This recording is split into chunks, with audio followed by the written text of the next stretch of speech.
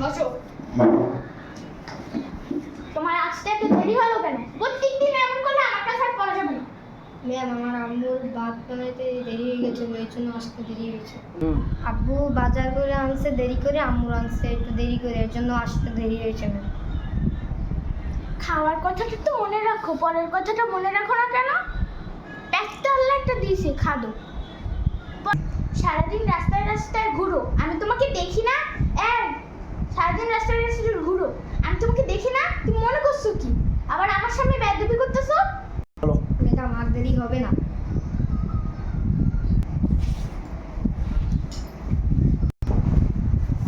আর যদি আরেকবার দেরি হয় আমি আর তোমাকে পড়াবোই। আচ্ছা ম্যাম।